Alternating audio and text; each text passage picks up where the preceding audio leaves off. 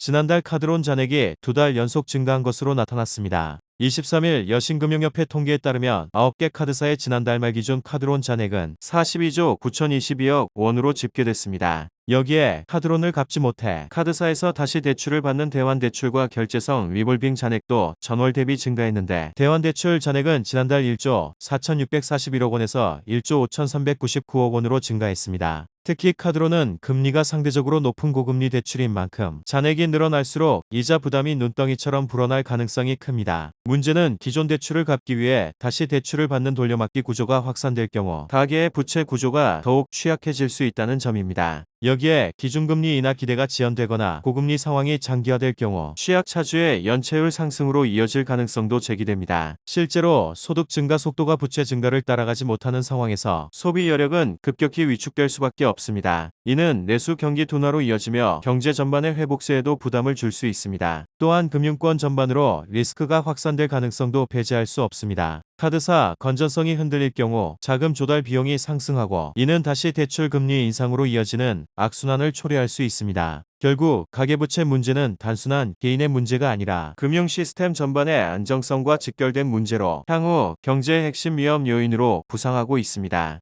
23일 원달러 환율이 17년여 만에 1,510원을 웃돌며 금융위기 당시인 2009년 3월 10일 장중 1,561원까지 오른 이후 가장 높은 수준을 기록했습니다. 환율 급등은 단순한 가격 변수 이상의 의미를 가지며 외국인 투자자 입장에서는 환차손 위험을 키우는 핵심 요인으로 작용합니다. 실제로 최근 외국계 자금은 국내 주식시장에서 순매도 흐름을 강화하고 있으며 이는 코스피 변동성을 더욱 확대시키는 악순환으로 이어지고 있습니다. 여기에 개인 투자자들의 비투 잔고가 사상 최대 수준에 근접한 상황에서 환율 충격까지 겹칠 경우 주가 하락 시 반대 매매가 연쇄적으로 발생할 가능성도 배제할 수 없습니다. 이는 단순한 증시 조정을 넘어 금융시장 전반의 유동성 경색으로 이어질 수 있으며 외환 보유고 감소 압박과 함께 국가 신용 리스크까지 자극할 수 있다는 우려가 커지고 있습니다. 특히 환율 상승이 장기화될 경우 국내 실물 경제에도 충격이 본격화될 가능성이 큽니다. 수입 물가 상승으로 인한 인플레이션 압력이 확대되면서 소비 여력이 위축되고 기업들은 원자재 에너지 비용 부담 증가로 수익성이 악화될 수밖에 없습니다. 이는 투자 축소와 고용 둔화로 이어지며 경기 전반에 하방 압력을 키우는 요인으로 작용합니다. 동시에 외국인 자금 이탈이 가속화될 경우 국내 금융시장의 달러 유동성은 더욱 경색될 수 있으며 이를 방어하기 위한 당국의 시장 개입이 반복될 경우 외환 보유고 감소 속도 역시 빨라질 수 있습니다. 16일 서울 외환시장에서 원달러 환율이 1,500원대에서 거래를 시작했습니다. 원달러 환율이 주간 거래에서 1,500원을 넘은 건